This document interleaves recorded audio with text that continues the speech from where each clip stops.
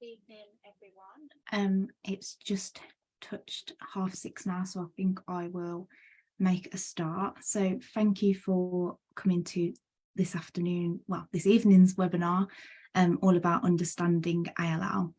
My name is Sophie. I am Leukaemia Care's advocacy officer for those of you who don't know me already. And I have a lot of experience with ALL personally, as I was actually a patient myself a few years ago. And I've been through a few treatments, including CAR T therapy. So I'm very familiar with this topic. So I will go through a little bit of housekeeping, and then I will talk through the order of things that we're going to do this afternoon, and we'll go from there. So for those of you who are watching on Zoom, you can feel free to pop any questions that you've got into the chat, and those will be forwarded to me for our Q&A session, which will come a little bit later. And for anyone who's watching on Facebook as well, please feel free to pop anything you'd like into the comment section of the webinar, and those questions will again be sent over to me.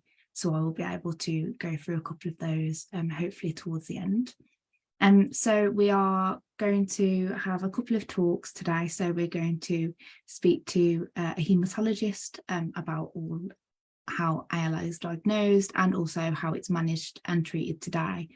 And then we're going to go on to more of a supportive talk about what type of support is available from your clinical team, including the nurses and all of the other people who are involved in your care as an ALL patient.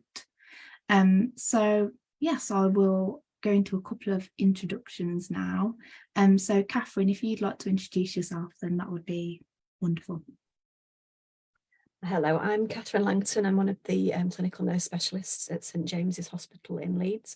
Myself and my team look after patients who are diagnosed with ALL and also with other different kinds of leukemia as well. Thank you, Catherine. And Richard. Hello, my name is Richard Kelly. I work with Catherine. I'm a haematology consultant. I'm an adult clinician, so I look after patients who are 18 years and over. So I appreciate ALL affects a lot of children, but I don't personally look after children. Thank you. Brilliant, thank you, Richard. And I think with that, I will ask Catherine to pop up Richard's slides, and we will go straight into your talk for us today, if that's okay. Yeah, sure.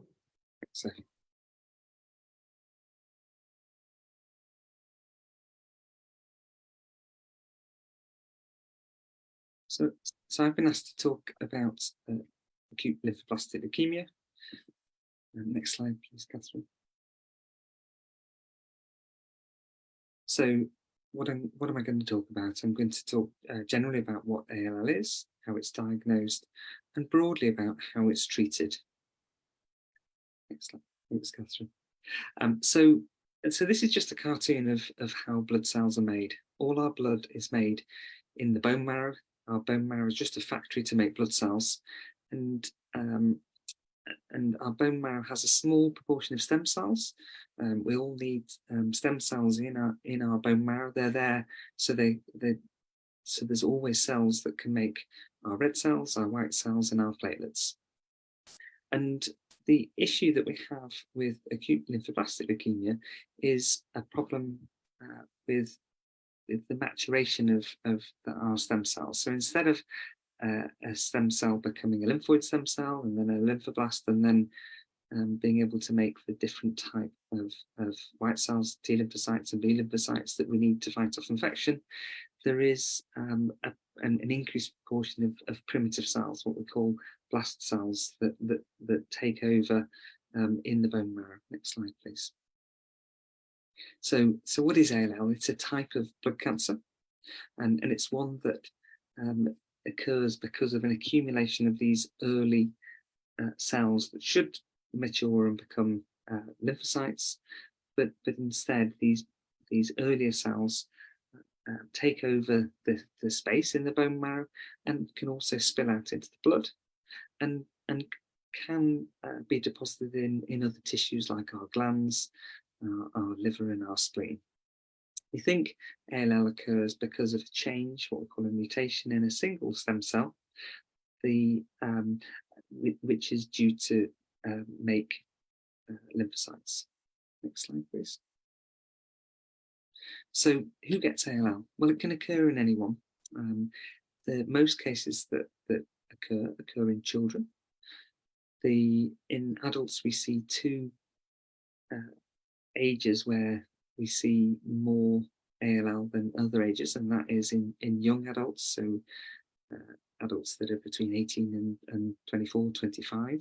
There's an increased proportion of ALL, and then older adults, maybe more my age and older, in their 50s and over, but you can get it at any age. We don't know in the UK what causes it, why it occurs in one person rather than another. It's not genetic, it's not inherited from our parents, and it isn't specifically related to our lifestyle and things that someone has done. So we're not trying to blame parents, and we're not trying to blame people for things we do. We just don't know in the UK why one person gets it and another one doesn't. Next slide, please. So what symptoms can people get? Well, we're all different, and we can all have different symptoms when getting ALL. The most common thing is people are tired and fatigued because of having low platelets. You can get bruising or bleeding, and this can be bruising when you haven't knocked yourself, so you can get spontaneous bruising coming up on. You might get bleeding when you're brushing your teeth or nosebleeds. It's quite common to lose weight, and the losing weight when someone's not trying to is something that tends to make us as worried as doctors. In some people can get sweats at night, and a type of sweats I'm talking about is when someone has to change their bedclothes and change their nightwear. It can cause lumps, so it can cause an increase in the size of the glands, and that can be anywhere in the body. The commonest places we can feel them is in the armpit, in the neck, and in the groin. It can also cause an enlargement of the liver and the spleen, which sit under the diaphragm in our rib cage, and if they become larger, they come down into the tummy, and we can feel them when feeling the abdomen. And the other symptom that people can quite commonly have is a feeling of breathlessness. Now, people may experience some or most of these symptoms. It's very variable between one person and another. And it's often not until someone has a blood test that we can tell that actually this is a condition that a blood specialist, the haematology, needs to be involved with. Next slide, please. So how do we make a diagnosis? As I've said, it's often not until a blood test is done before we can make a diagnosis. A blood test will typically show that someone doesn't have enough red cells present, so someone's anemic, that the platelet count may be low, so that can increase someone's likelihood of having bruising or bleeding. And the white cells can either be lower than normal, or sometimes they're high because of having leukemia cells present in the bloodstream. And the picture on the right is a collection of leukemia cells. Instead of being changing and becoming well formed, they all look very similar looking cells. These are, as I say, leukemia cells. To confirm the diagnosis, we always do a bone marrow test. A bone marrow gives us more information about the ins and outs of that leukemia, because no two people's leukemia is the same, and we try as much as possible to individualize treatment to get the right treatment for each person that we're looking after. And the bone marrow will give us more information in terms of the genes that are affected, that are causing the leukemia. They'll give us information about someone's genetic makeup. So sometimes the genetic makeup in the bone marrow can get jumbled up, and we can see changes in that genetic makeup, what we call changes in our chromosomes. And that gives us more information and gives us more ability to get the right treatment for each person. We'd also want to do a lumbar puncture. So in somewhere up to 5 or 10% of people, when they get acute lymphoblastic leukemia, the nervous system can also be affected. Now, it doesn't happen in everyone. There's a barrier between our blood and our brain to protect the brain from bugs and things that we can get in our bloodstream. And one of the things that we need to do is to make sure that the ALL isn't affecting the nervous system. And so we would routinely do blood tests, a bone marrow test, and a lumbar puncture. And depending on what we find and what symptoms someone's having, I mean, we may well look to do scans of the body, either a CT scan, sometimes we do an MRI scan, and sometimes we do what we call a PET scan, and that would all be directed by what symptoms and how someone's ALL presents. Next slide, please. So we tend to try to treat people within clinical trials. Clinical trials are a tool for us, really. They allow us access to treatment which looks potentially better than what we have available on the NHS, but is likely to be available on the NHS in the near future. And so on an individual basis, it allows us access to treatment which we think are looking more promising than what we can reach for purely on the NHS. Overall, the way we treat people now is based on clinical trials in the past. So by engaging with clinical trials, it has got to us where we are really in terms of our current treatments. So clinical trials are important. I'm just mentioning Altogether. So Altogether is a current study for children and young adults across Europe, but certainly in the UK up to the age of 29 at the moment. So for newly diagnosed people with ALL in young adults, not someone of my age. But we are always looking towards trying to treat people within clinical trials where possible. Next slide, please. So, that's two. So broadly speaking, in terms of treatment tends to need to be chemotherapy. So because ALL is in our bone marrow and in our blood, it's not something that we can perform surgery to help with, because our blood is everywhere. We know that if we cut ourselves, but we bleed.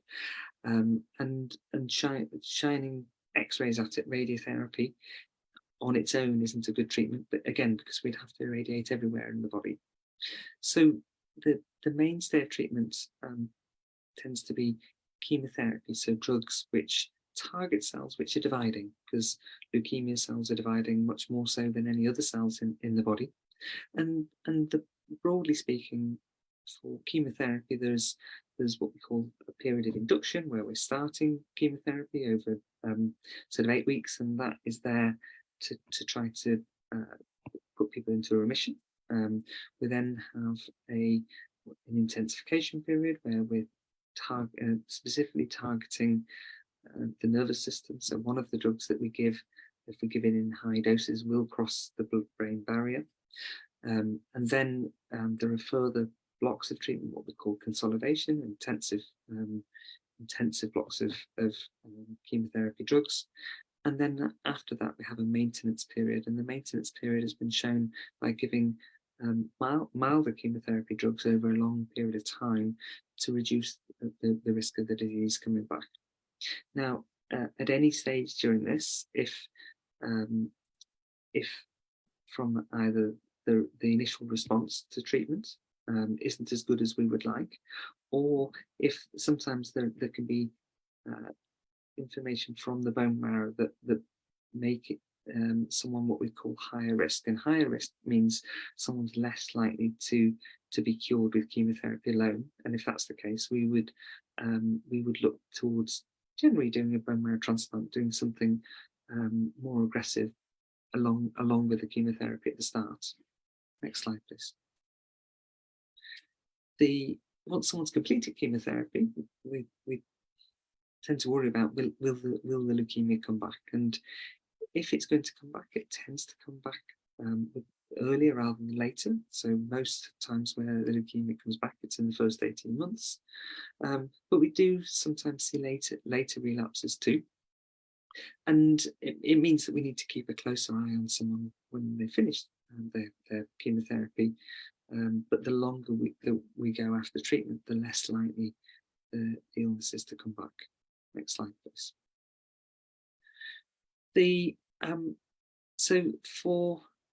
So we have two sort of different national forums where patients are discussed.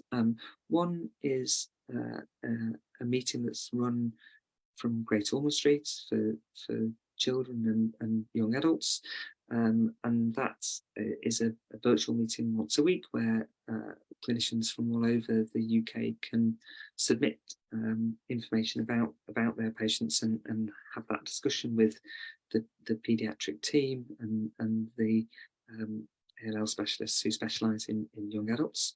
There's also relatively recently set up a forum for discussing complex cases in older people with ALL.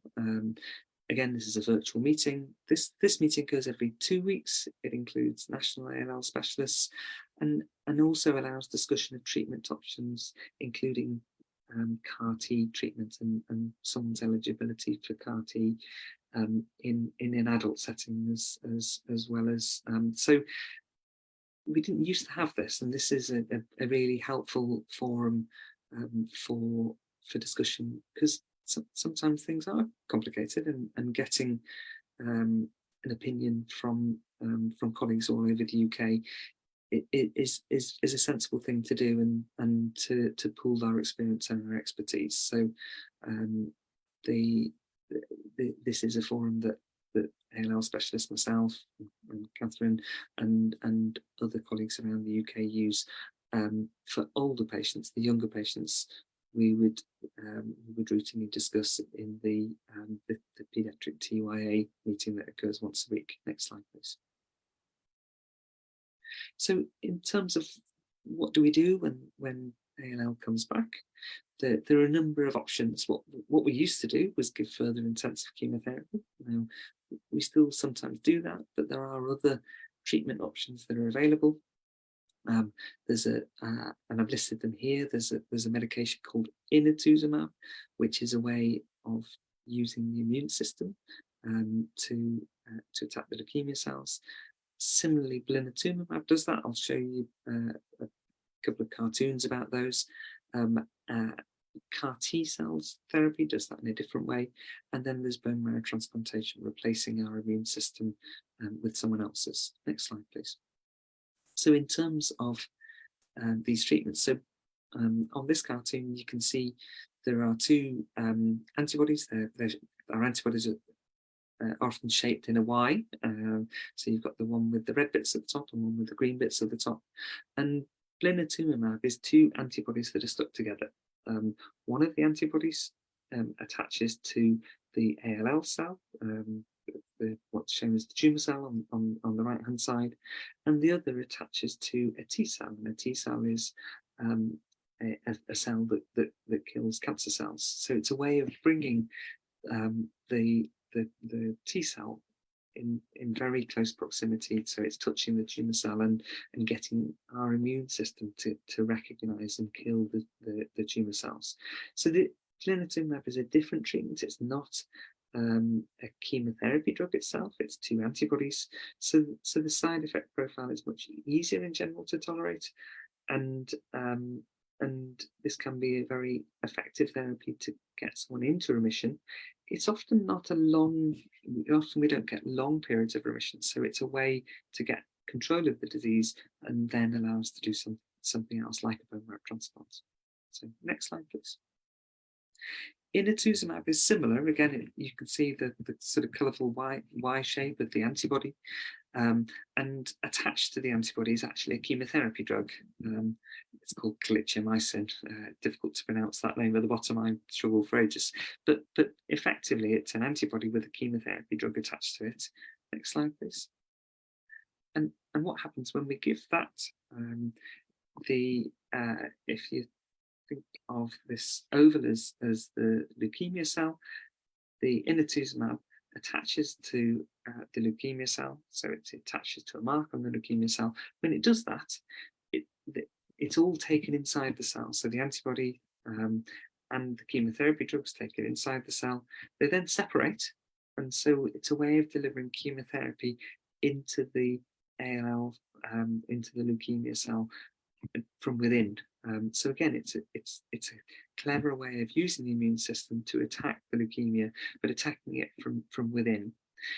Again, this tends to be tolerated much better than traditional chemotherapy when the disease comes back, and but again, the effects of this tend to be short-lived, usually for a number of months. But like blinatumomab, it allows us then time, if we've got someone back in remission, to do something else. Often that is a bone marrow transplant. Next slide, please. In terms of transplantation, transplantation is not a new process, but over time, my colleagues who do bone marrow transplantation have been able to do it better, for want of a better phrase. So we're able to treat older people with it because of the newer techniques we have. The best stem cell donor is a sibling, a brother or sister. They have a 1 in 4 chance of being a match. If a brother or sister isn't a match, we would look to someone completely unrelated rather than a different family member as the next best match. So if we can get someone who's completely unrelated who's matched, they would be the next one after if we don't have a sibling. But we can also look at cord blood samples. And so there are a number of cord blood collections around the world that we can access. For an adult, we tend to need 2 cord blood samples just because of the size of us. For children, we may be able to get away with using 1. And we sometimes use either parents or children of people affected by ALL, depending on the age of the person affected, in what we'd call a haplotransplant, where someone is half a match, if that makes sense. Next slide, please. So the other therapy, which has been very exciting in terms of ALL, is CAR T therapy. So this, again, is a way of using our immune system to specifically target and fight the leukemia. And what it involves is taking T cells out of the person affected with ALL,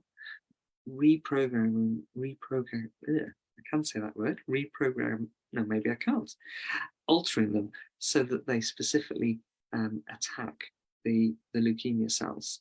There are a number of steps in that process.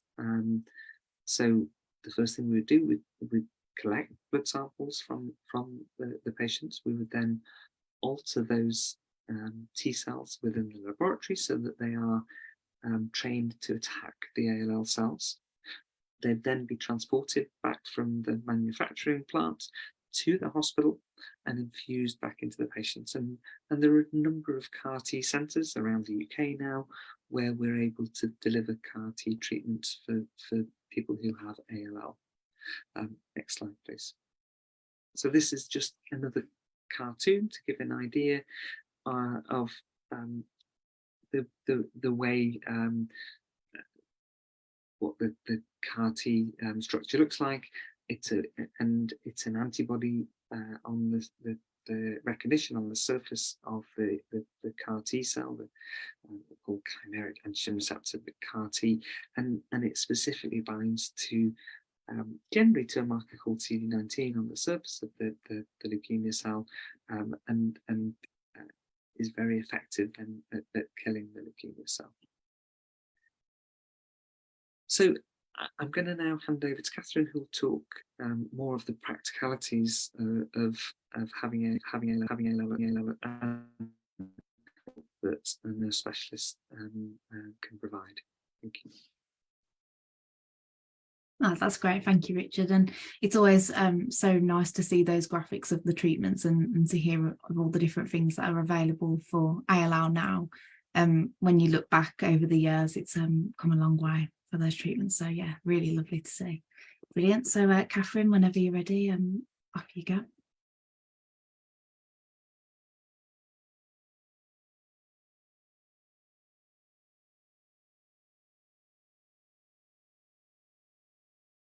You're on mute, Catherine, sorry. There we go. There's always one, usually me. So I just wanted to talk through the more sort of practical side of being diagnosed with ALL and what the treatment looks like, and then what sort of support is available, where to find it, and how to access it along that pathway. So we're just going to briefly cover the pathway that Dr. Kelly's already mentioned, and then we'll talk about the support, my role as a clinical nurse specialist, and how we are our job is to support you through diagnosis and treatment, and then beyond treatment and into long-term follow-up, and then also what sort of support is available.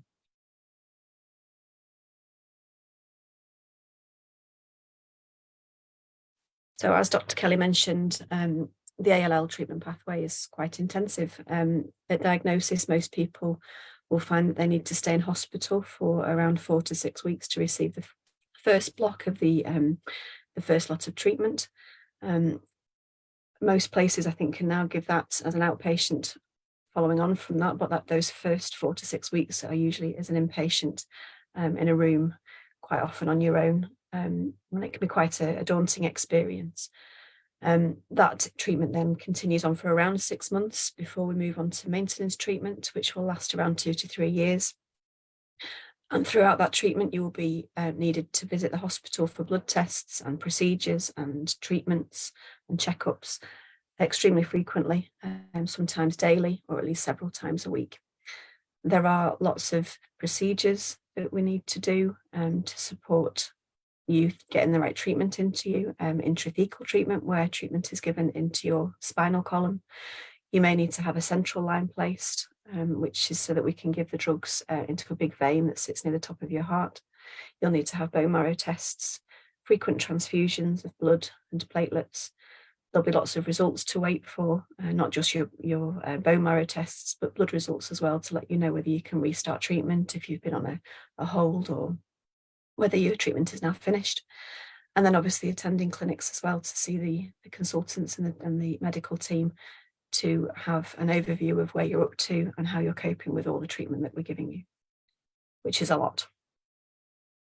So what we know is that people who are diagnosed with ALL need an awful lot of support, and that's not just the person going through that, but it's their family, their caregivers, people that know them, people that work with them, all need a lot of support. And that's where the clinical nurse specialist, that's where my role comes in. We know that support is needed straight away at diagnosis for the overwhelming amount of information that you're often given, especially in those first few days and weeks when it can feel like an avalanche of information coming towards you. But then that support needs to be continued all the way through treatment, through all the different kinds of treatments that you might need, different chemotherapies, different procedures, perhaps a change in treatment as we may be moved to using something like the inotuzumab or a CAR T or even transplant. And then after treatment for the ALL is finished, you'll need to be supported long term. And that's once the treatment's finished and you move away and start to go back to normal life, and put that in inverted commas afterwards, you'll need support to navigate that as well.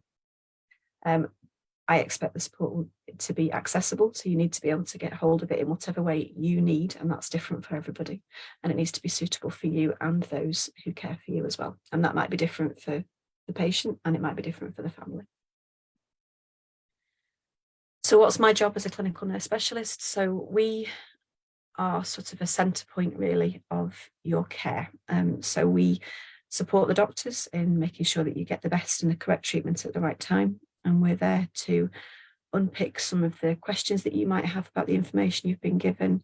We coordinate the treatment that you'll receive, and we have oversight of how that treatment's happening, how it's delivered, where it will be delivered, and act as a central point of access for any questions or anything basically that you have along that journey. We're there with you at diagnosis, and as I said before, we'll see you all the way through treatment and into long-term follow-up. I think most ALL centres will have specific clinical nurse specialists in post. I think all the big centres in England and UK have got them. So what do we do at diagnosis practically? So when my team and I meet with a new patient and their family, we are there to support with you getting your head around all the information that you've been given, and that's not just providing the written information, but also talking through what you've been told by the medical team, what you may have read in the information, what you may have seen on the internet, what you may have found on chat groups and fantastic Facebook groups that are around and things now. It's helping you navigate that and finding out what's relevant to you. If there's terms that you don't understand, we can help you unpick all of that. We're also there for your family and your caregivers, and we can direct them to further support from places like Leukaemia Care. We'll go into that a little bit later. And we're also trained to provide not just the emotional but psychological support for somebody going through something like this. We know that ALL is a life-changing diagnosis, and it has an impact on every part and aspect of your life.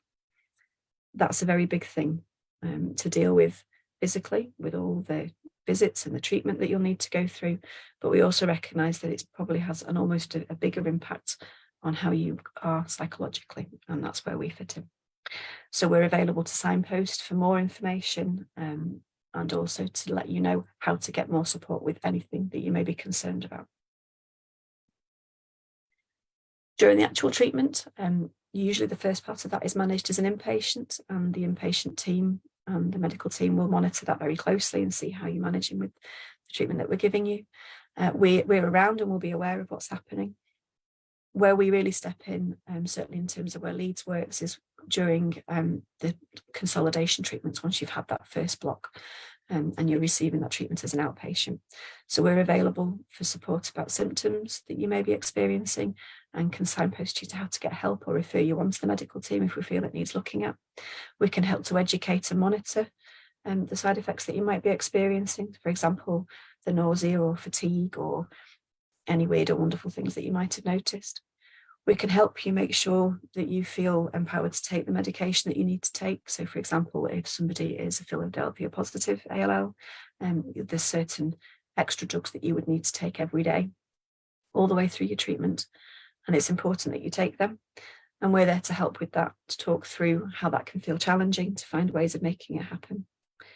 We're also there to coordinate the care, so making sure that chemo visits are booked and line placement happens at the right time, clinics are happening along the right sort of lines with the people that have oversight of that, a lot obviously along with the medical team. And we also help to book in bone marrows and intrathecal therapies as and when they're needed for people. So once treatment's finished and you're stepping back into your regular life again, I'm hoping to leave us behind a little bit.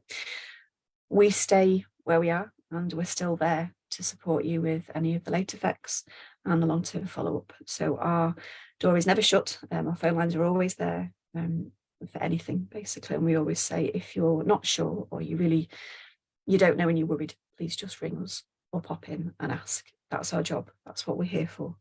And it can be anything. It could be something that you think is something and nothing. And the answer is it's not, because it's bothering you. So please come and ask.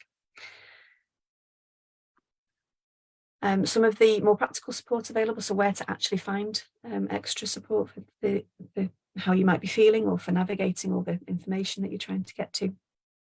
So for the education side of things, Leukaemia Care have an absolute wealth of information and experience to draw on, and that's usually the first place that we direct people to. The booklets are brilliant. There's loads of stuff online. The support groups that they run nationally and locally are really useful. And then there's other charities such as Macmillan, there's Blood Cancer UK, and there's Leukaemia UK. And again, they also provide excellent information that can be accessed for a variety of reasons.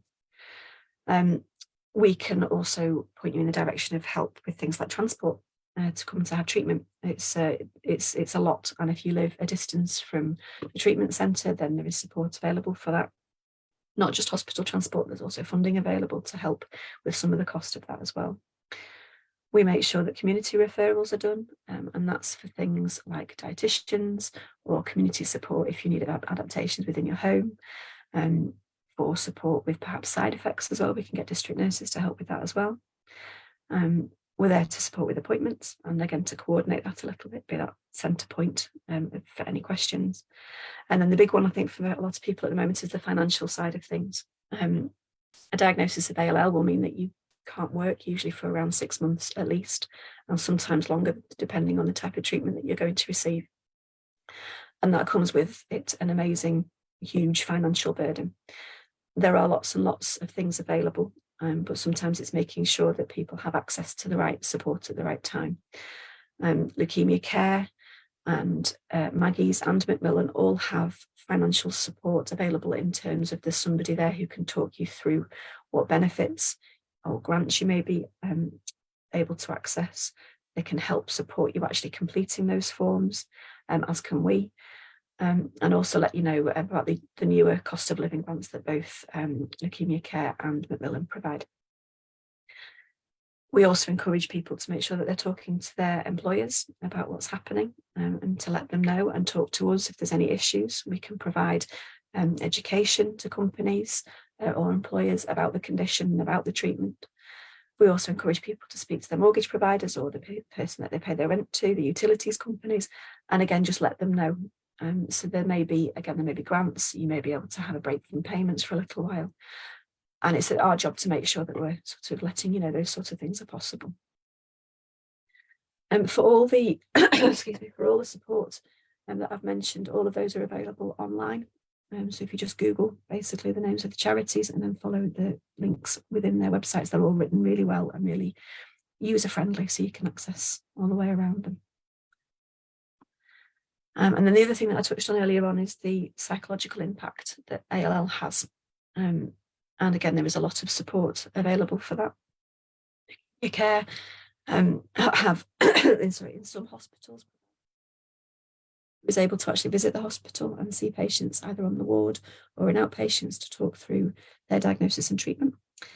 They also have a counselling fund available, which provides money per person, and that could be the patient or their family member, or even a friend that's perhaps been affected by it. And that will provide counselling, usually around 4 to 6 sessions, for somebody to talk through the impact that this is having on them. Some treatment centres also have Maggie centres set up, which is a charity who provide all kinds of aspects of support for people going through a cancer diagnosis. And we found them extremely useful, again, for things like psychological support and also practical help financial wise.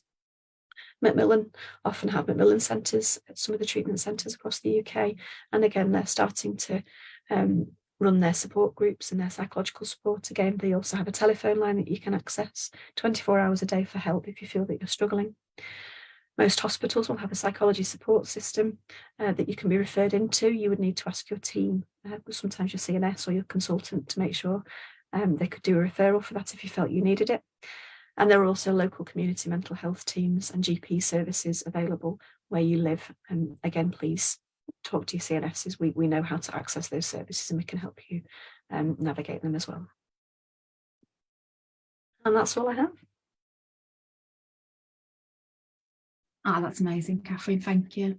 And I think doing, that presentation has just shown how much support is actually available for patients. And a lot of the time with an acute type of leukemia, especially in the beginning, it can be really difficult to get your head around not only the diagnosis, but also understanding all of the treatments and things like that. So it can be very easy to forget that you can access that type of support from the first day. So yeah, I think that just brings it home a little bit for everyone.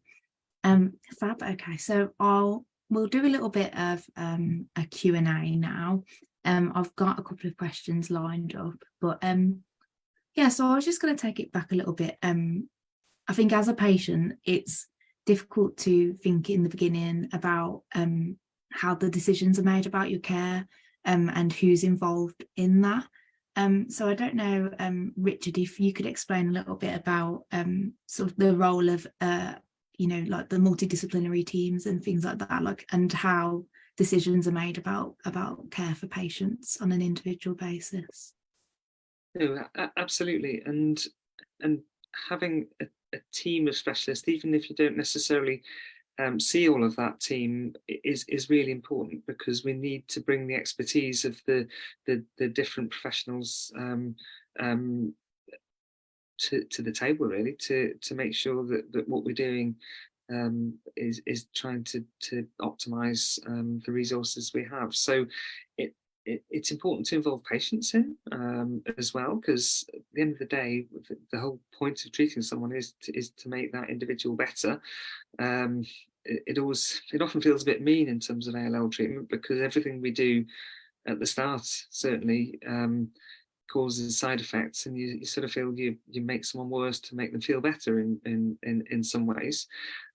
So who would be involved in making those decisions? Well, the patients, or the patient's parents, or combination of both, depending on the age of the patient.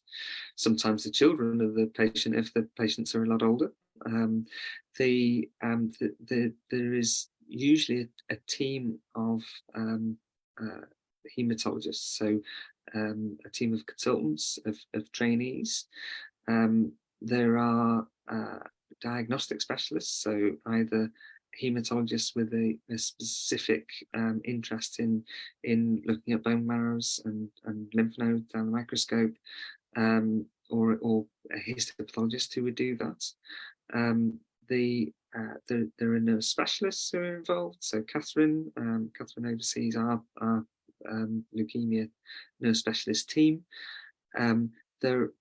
Depending on the issues that someone has, we would involve speech, sometimes speech and language therapists, but more commonly dietitians, because nutrition can be a difficult process.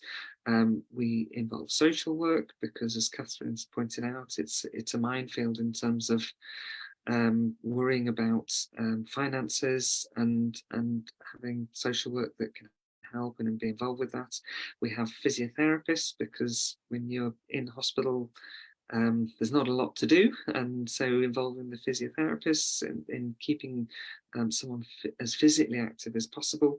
Sometimes we involve occupational therapists. So there's a whole group of specialists involved partly in making the diagnosis and getting the nuances of the differences between one person's leukemia and another.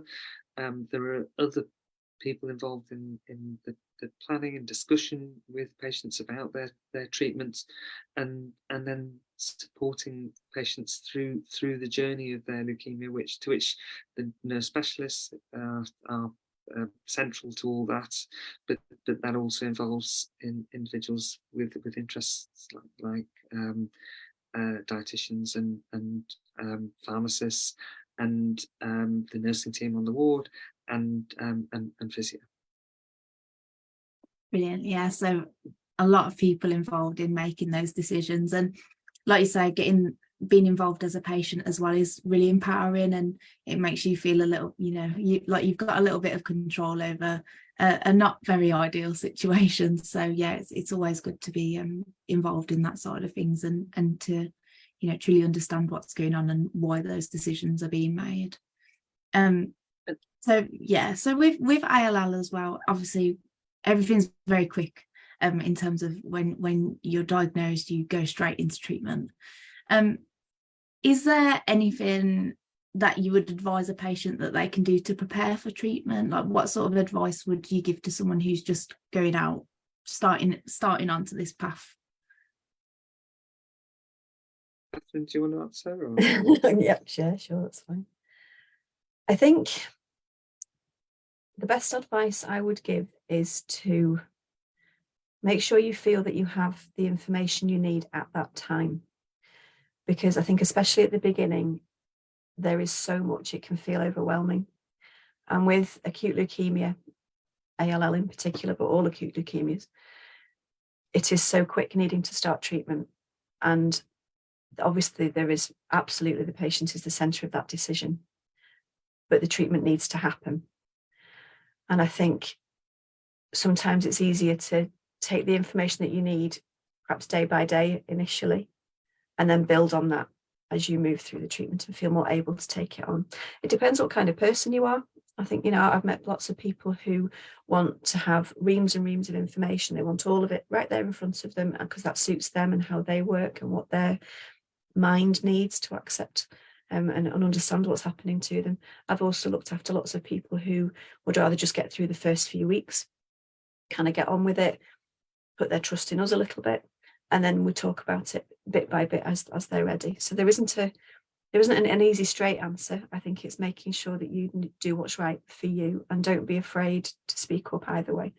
You know, talk to us. The people looking after you are there to do the right thing by you, and that's you as a person, not just a disease. You're there as an individual. Yeah, definitely, I'd agree with that. And like you say, it's so unique. When you get that diagnosis, you know, no one really knows how they're going to deal with that until it's put in your lap, essentially. And like you say, like, you know, some people will like to have all of the information all at once, whereas others will, you know, like to pick it up if and when they feel like it. And, you know, either one of those and anything in between is perfectly fine. Yeah. And it's just always important to keep talking about it and you know, both to your healthcare team and also to your support network as well. So yeah, thank you for that. Like you say, it's very unique, and it's not an easy thing to navigate. No, it's not. And what you need may change along that path as well. That's the other thing. You know, what you need one week may actually feel very different the next. And I think it's making sure that we, as the kind of the you know, people that are doing the treatments and giving the treatments, are aware of that and are continually asking, you know, do you feel like you've got the right information? Do you need anything extra? Yeah, something that I think is quite important, well, very important. Yeah, definitely.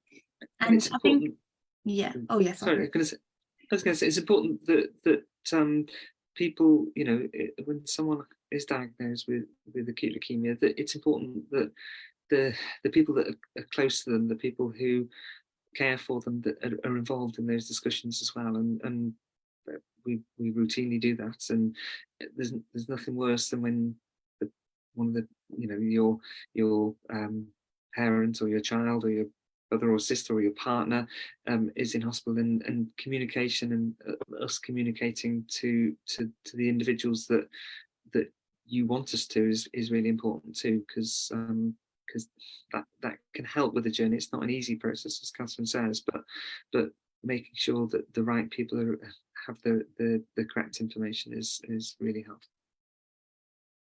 Yeah, definitely. That was actually what I was going to lead into about friends and family and support networks, because it's very difficult when you're going through the treatment. Sometimes the onus is often on you as a patient to explain to other people what's happening.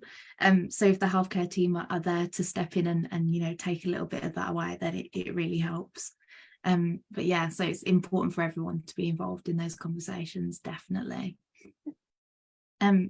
Brilliant. Okay, so I was just going to go into a little bit about taking care of yourself really whilst you're on treatment. So like you say, those first couple of weeks and months can be quite intensive. So what sort of things can patients do to take care of themselves during that time, or what can their, you know, their support network help them with during that time as well? That's a really good question. Shall I take this one, Rich? Absolutely. So it's about making sure that you're doing everything you can to keep yourself as well as you can. What's not in your control is the treatment that we need to give you to get rid of the leukemia. But how much you're in control of how much you move, you're in control of what you eat, mostly depending on the side effects that you might experience. You can be in control of how active you keep your body and your mind. Your mind is an important one, especially if you're an inpatient for quite a while. So it's making sure that you're making good choices around food. You're keeping your nutrition up. That's really important. And obviously your care team will make sure you have access to a dietitian when you're in, but it's listening to them, it's talking to them about your preferences and, you know, what you feel might work. Lots of snacks, all that sort of thing. And then the other side is keeping your body moving, because although, you know, sometimes the treatment can make you feel quite rotten, a lot of the time actually it's just quite boring. a lot of the time, sitting around, waiting for treatments to be given or waiting for your counts to come back up again. And during that time, sometimes I'm a big fan of making sure that you're staying active within the room as far as you can safely, accessing YouTube videos about yoga or keeping moving. We have exercise bikes on our inpatient unit, static ones that we can use in the rooms, and that sort of thing. And then also making sure that you're keeping in touch with your support network in a way that feels manageable to you, because sometimes that can feel overwhelming. But it's about putting up some boundaries, but also making sure that you're reaching out to people as and when you need. And then talking to your care team and talking to your nurse specialists about how you're feeling, checking in with yourself now and again. How am I doing mentally? Do I need a bit more support? Right, let's talk to somebody about that sort of thing. Although there is lots that are outside of your control, there is lots that you can do, because it is your body and you still have control over what happens to it. And making sure you've got plenty of support to do that's really important. Yeah, definitely. And like you say, especially that point about after treatment, when you are waiting for those counts to come back up, it can be quite easy to get a bit bored in the hospital. So having lots of things to occupy yourself, and Absolutely. like you say, keeping in touch with support networks when it feels appropriate for you, then all of that can really help to break up a day. And just taking things one day at a time was always something that I found helped along the way. I think sometimes having a routine as well, even if it doesn't look anything like your routine would look like at home, but you get up, you have a shower, you get dressed, you might do certain exercises, then you might sit in a certain chair and do a jigsaw or read or whatever, and it's breaking the day up, like you just said, actually, and that's a really good tip, because it's really boring. there's no escaping that, but it's saying, okay, how do I then fill that time in a positive way if we can? Definitely. Great. So that's more about whilst you're in hospital, but in terms of after that initial treatment period, so what does the monitoring of ALL look like? So in terms of clinic visits and things like that, so how often are our patients usually seen by the clinical team? I mean, it really depends on the stage of treatment. So for the first sort of induction block, we would pretty much for the majority of that time at the moment at our centre, someone would be in once their counts have recovered. We don't go from seeing them every day to seeing them in 3 weeks. We want to assess the bone marrow, so people come back and have a bone marrow test. We then see them in the clinic with those results. If someone's gone home and their bloods haven't recovered fully, then they may come back to the day unit, touch base with Catherine or one of her colleagues, and then what we're wanting to do is talk through the result of the bone marrow, talk through about what the next stage might be, and then look to get on with treatment when someone is physically and mentally able to. We don't have long delays because we want to get on with treatment. Typically, for most of our consolidation treatment, we would do it in our ambulatory care unit, but some hospitals will do that with someone being an inpatient. And if we're treating in our ambulatory care unit, we would see someone on a daily basis, the same as they would if they're on the ward. It just means that once they've had their bloods and their assessments, if they're not needing blood products and they're feeling well enough, they'd be at home rather than on a hospital ward. For people who live a long way away, we have a hotel where people can potentially stay.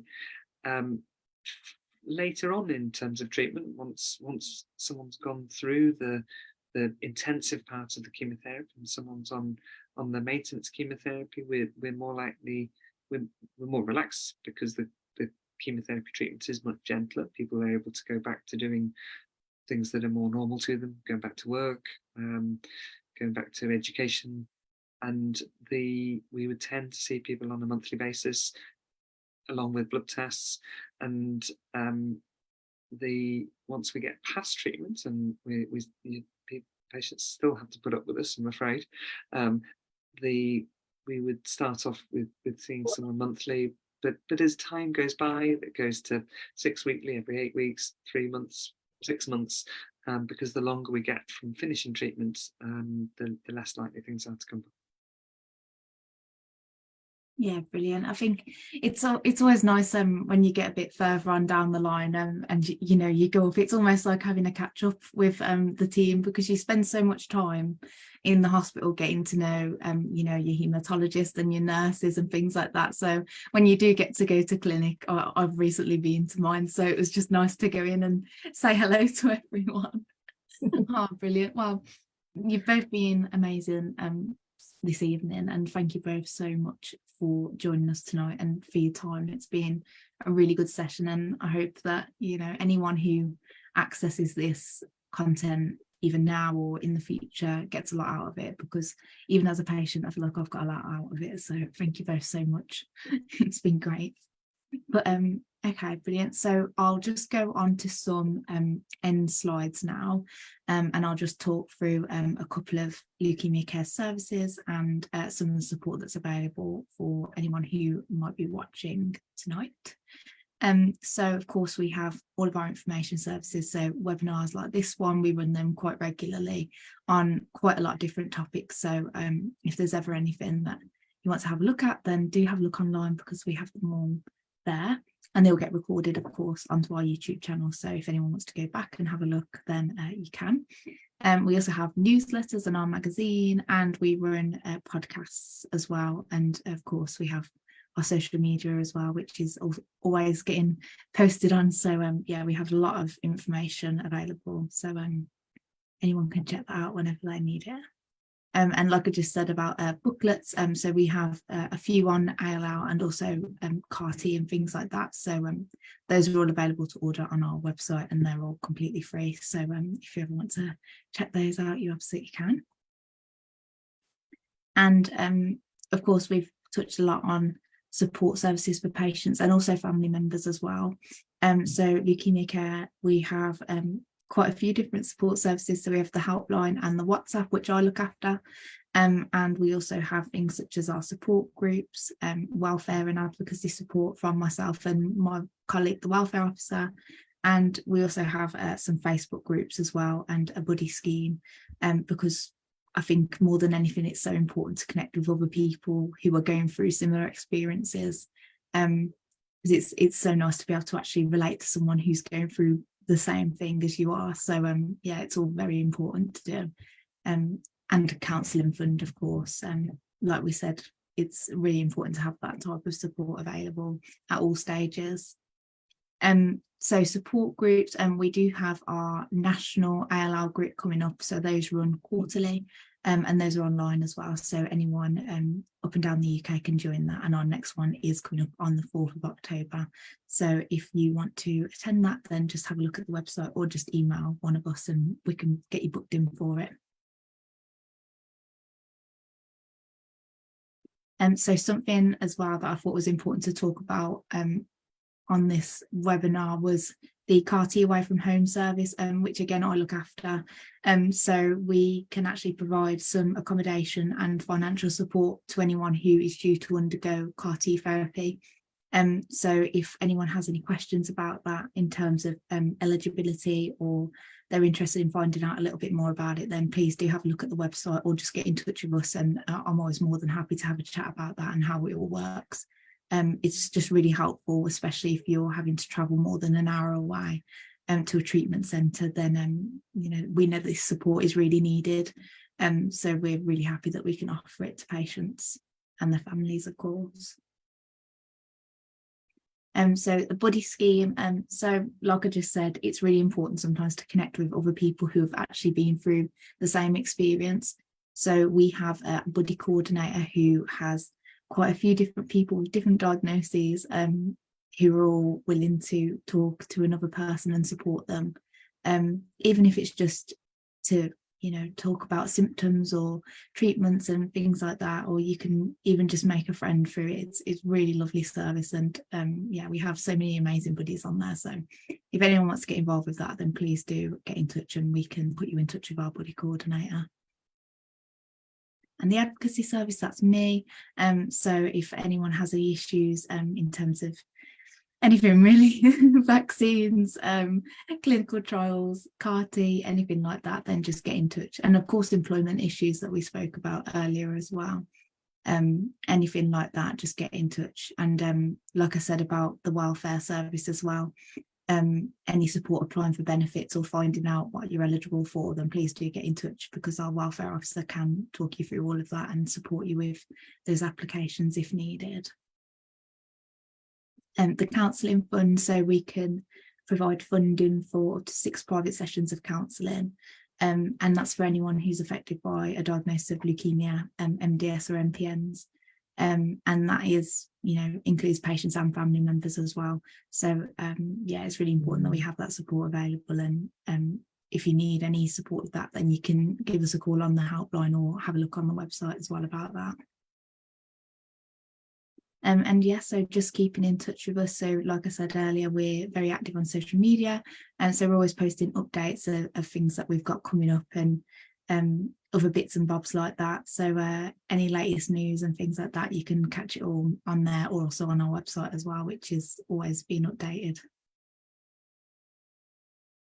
And yes, so all of these services that I've spoken through, of course, wouldn't be possible without our fundraisers. So if there's anything that you want to get involved in, whether it's just anything from running a marathon to doing a bake sale or anything like that, then please do get in touch with us, because we love seeing what you're all doing, and it's really nice to see when people are doing events for us. It's lovely.